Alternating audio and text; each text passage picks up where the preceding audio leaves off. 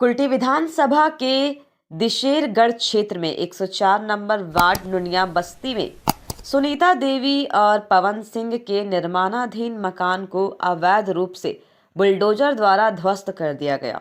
मुख्य आरोपी पूर्व काउंसिलर अभिजीत आचार्य और उनके साथियों के खिलाफ पुलिस द्वारा कोई कार्रवाई नहीं करने के विरोध में सुनीता देवी, मनीष बर्नवाल, सलोद्दीन अंसारी और उनका परिवार आज 18/3/2024 दोपहर 2:30 बजे से नुनिया बस्ती स्थित अपने टूटे हुए घर के सामने भूख हड़ताल पर बैठे हैं। वहीं मनीष का कहना है कि जिस तरह से रात के अंधेरे में एक गरीब का घर को तोड़ा गया और पुलिस का कोई तरह का कार्रवाई नहीं करना एक माफिया को बढ़ावा देने के बराबर है। पुलिस भी पूरी चाटुकारित में लगी हुई है। ये आज मेरा प्रथम बार पूर्व काउंसिलर अभिजीत आचार्य और बापा ने ये मेरा फर्स्ट बार घर नहीं तोड़ा। इससे पहले भी कुछ घर तोड़ चुका है। कुछ समय पहले याद होगा, मनीष बर्नवाल का भी घर इसी तरह तहस नहस किया था, जिसमें 1 लाख की रंगदारी मांगी गई थी।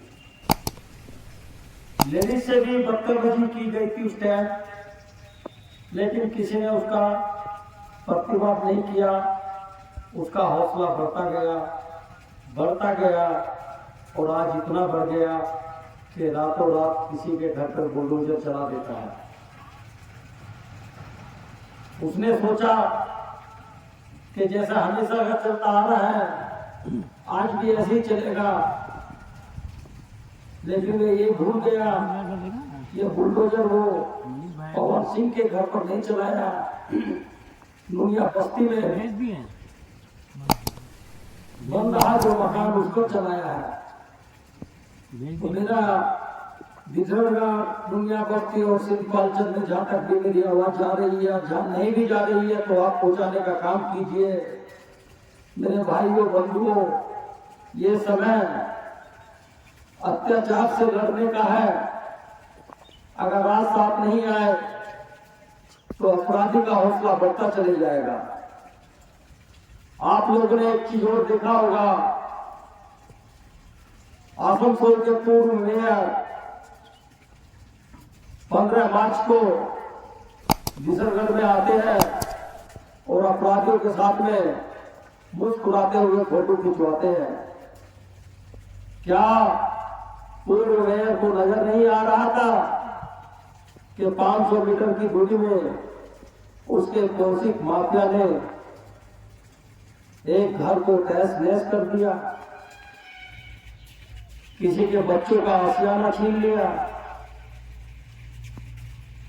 किसी के बच्चों के सर से छत छीन ली, लेकिन वे अपने 2 नंबरी पैसे के जुमान में इतना अंधा हो चुका है कि उसको साधारण जनता कीड़े मकोड़ों की तरह नजर आती है। मेरे भाइयों, आज आपका साथ आना बहुत जरूरी है। ये जंग जो छिड़ चुकी है, उसके गोली पिस्तौल का जवाब हम अपनी भूख हड़ताल से देना चाहते हैं। इसमें चाहे हमारे प्राणी क्यों न निकल जाए, जब तक सरकार से कोई आश्वासन हमको नहीं मिलेगा, हम यहाँ से नहीं उठने वाले।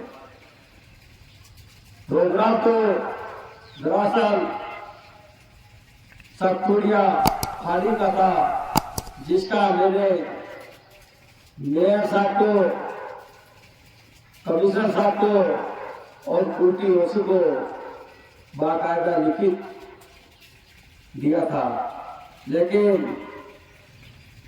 इलेक्शन आने की वजह से, आचार संहिता बन जाने की वजह से वहां से प्रोग्राम कैंसिल करना पड़ा। इतना दबाव आया कि कैंसिल करना ही पड़ा। और उसके बाद घटना स्थल पर नुनिया बस्ती में प्रोग्राम हो रहा है। सामने काली माँ का मंदिर है। काली माँ के आशीर्वाद से और आप लोग की सहायता से ये प्रोग्राम विफल बनाए, अपराधी को अपराध दिखाए,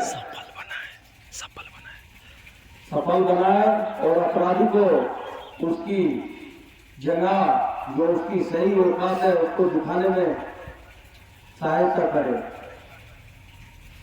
आपके सामने पीड़ित सुनीता कुमारी 2 शब्द रखेगी। फिर एक बार बोलता हूँ, सतपुड़िया बिसड़गढ़ सिंपांचल वासियों से, मेरे भाई बहन बंधुओं से हाथ जोड़कर विनती करता हूँ, इस प्रोग्राम को सफल करने के लिए, अन्याय के खिलाफ न्याय का लड़ाई जो हमने छेड़ा है इसको सफल बनाने के लिए आप लोग का साथ आना बहुत जरूरी है।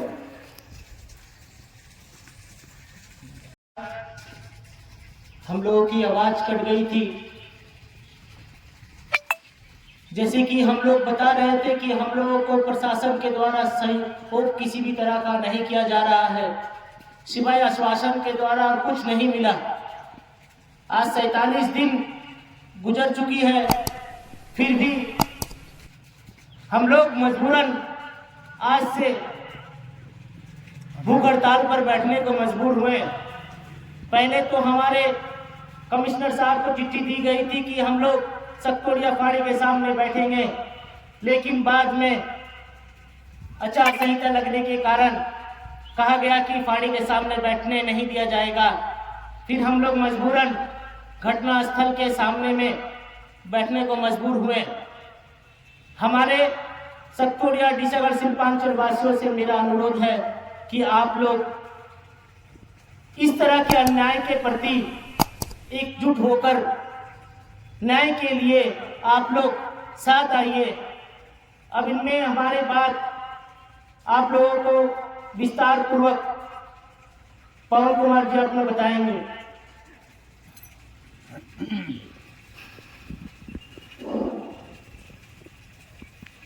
बिसड़गढ़ और दुनिया बस्ती सुनीता कुमारी डीसागढ़ सतपुड़िया के हर एक नागरिक से हाथ जोड़कर विनती करती हूँ कि जिस अन्याय के खिलाफ जो मेरा घर टूटा है उसके खिलाफ आज हम भूख हड़ताल पर बैठे हैं। पर ये भूख हड़ताल तभी पूरा होगा जब डीसागढ़ सतपुड़िया के हर एक नागरिक का साथ हमें मिलेगा। तो मैं डीसागढ़ सतपुड़िया के हर एक नागरिक से, भाई बहनों से हाथ जोड़कर विनती करती हूँ कि जो अन्याय के खिलाफ हमने आवाज उठाया है, इस अन्याय के खिलाफ आपका सहयोग की जरूरत है हमें। और आप सभी से विनती करती हूँ कि आप लोग इस अन्याय के खिलाफ लड़ने के लिए हमारे साथ आगे बढ़ें, नहीं तो ऐसे अपराधियों का साहस दिन के दिन बढ़ता ही जा रहा है। ये लोग पहले भी ऐसा कर चुके हैं, जैसा कि 2019 में मनीष बर्नवाल के घर को तोड़ा गया था। उस टाइम पे इनके साथ कुछ भी नहीं हुआ, कोई भी एक्शन नहीं हुआ। इसलिए आज इनका अपराध इतना बढ़ गया है कि ये रातों रात किसी के घर पे जेसीबी चला रहे हैं। इस अपराध को रोकने के लिए मुझे आप सभी भाई बहनों को बहुत जरूरत है। तो मैं आप सभी भाई बहनों से हाथ जोड़कर विनती करती हूँ कि हमारे सहयोग के लिए आगे आए और हमारी मदद करें।